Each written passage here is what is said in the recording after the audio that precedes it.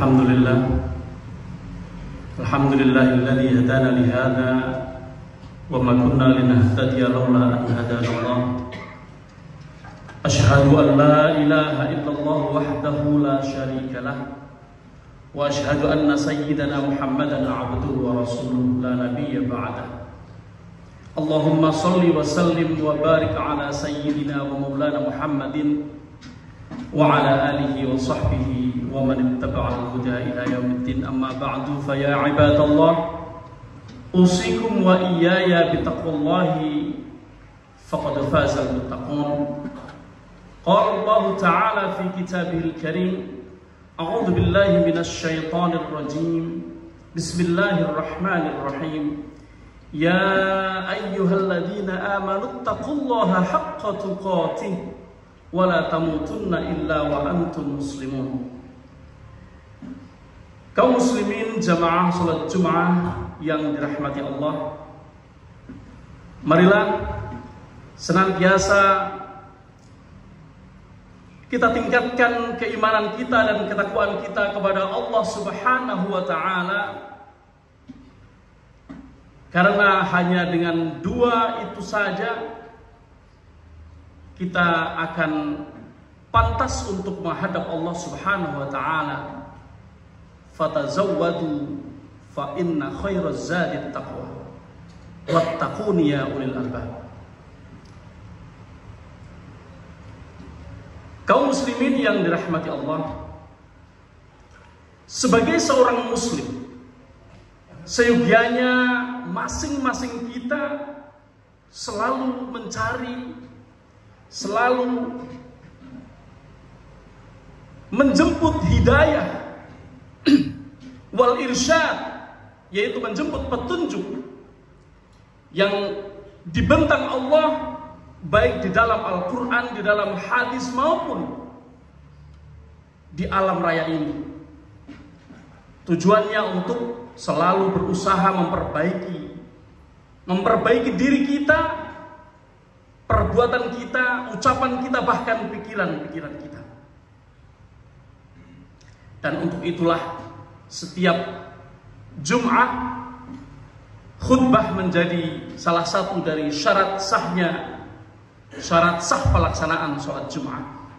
Karena di sana masing-masing kita berusaha untuk merecharge jiwa kita, supaya yang di-recharge tidak hanya handphone, tapi juga diri kita, jiwa kita utamanya, dengan pengetahuan, ilmu dan motivasi untuk meningkatkan kebaikan-kebaikan pada diri kita. Salah satu yang bisa kita jadikan sebagai sesuatu untuk merecharge jiwa kita adalah wasiat-wasiat Rasulullah Sallallahu Alaihi Wasallam yang disampaikan kepada para sahabatnya. Ada banyak wasiat sebelum Rasulullah meninggal, sebelum beliau wafat. Misalnya kepada Abu Hurairah beliau mewasiatkan 3 hal. Kepada Abu Darda beliau juga mewasiatkan 3 hal. Kali ini saya ingin menyampaikan 7 wasiat Rasulullah Sallallahu Alaihi Wasallam kepada sahabat beliau Abu Dzar Al-Ghifari. Mudah-mudahan dengan wasiat ini kita bisa mengikuti sebagai qudwah. Kaum muslimin yang dirahmati Allah, siapakah Abu Dzar itu? Di belakang nama beliau adalah Al-Ghifari. Itu menunjukkan bahwa beliau bukanlah seorang Quraisy. Beliau dari suku Ghifar. Ghifar letaknya di antara Makkah dan Syam. Artinya setiap orang Makkah yang berdagang ke Syam akan melewati daerah Ghifar. Beliau adalah salah satu di antara as-sabiqunal awwalun, orang-orang yang pertama-tama masuk Islam. Bahkan di dalam satu riwayat beliau sendiri menyatakan bahwa ana ahadu arba'atin satu di antara 4 orang yang masuk Islam, menyatakan diri syahadat kepada Rasulullah Sallallahu Alaihi Wasallam. Ini luar biasa kaum muslimin, karena beliau bukan orang Mekah, bukan kaum Quraisy. Kalau kaum Quraisy kemudian beriman kepada Rasulullah, itu biasa, karena memang mereka hidup bersama Rasulullah, mengenal Rasulullah dari mulai kecil sampai menyebut Rasulullah sebagai Al-Amin. Tapi Abu Dzar ini lain. Beliau tidak mengenal Rasulullah. Beliau hanya mendengar selentingan bahwa ada seseorang yang mengaku menjadi nabi, yaitu Muhammad Sallallahu Alaihi Wasallam. Kemudian beliau datang ke Makkah untuk menyatakan, untuk melihat benarkah itu seorang nabi. Kemudian beliau singkat cerita masuk Islam, menyatakan syahadat, dan beliau adalah satu di antara 4 orang yang pertama. Sifat dari as-sabiqun al-awwalun ini menjadi penting, karena di dalam Al-Quran, yaitu di surat At-Taubah ayat 100 disebutkan, A'udzubillahi minasyaitonir rajim, was-sabiqun al-awwaluna minal muhajirin wal ansar walladzina tabauhum bi ihsanin radhiyallahu anhum wa radu anhu wa a'adda lahum jannatin tajri min tahtiha al-anhar khalidina fiha abada dzalikal fawzul azim. Orang-orang yang pertama masuk Islam, baik dari muhajirin maupun ansor,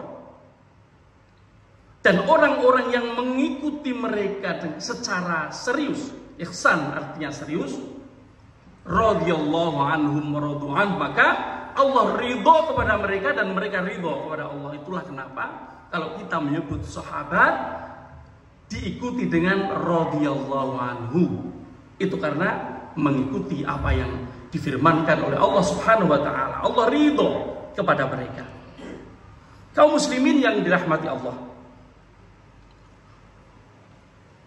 ada 7 yang diwasiatkan kepada Sayyidina Abi Dzarrin Al-Ghifari.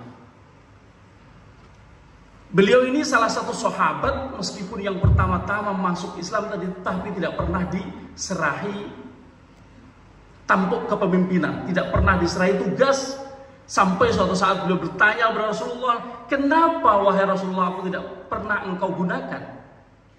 Lima lam tasta'miluni, tidak pernah disuruh untuk jadi apapun. Kalau Umar bin Khattab radhiyallahu anhu, beliau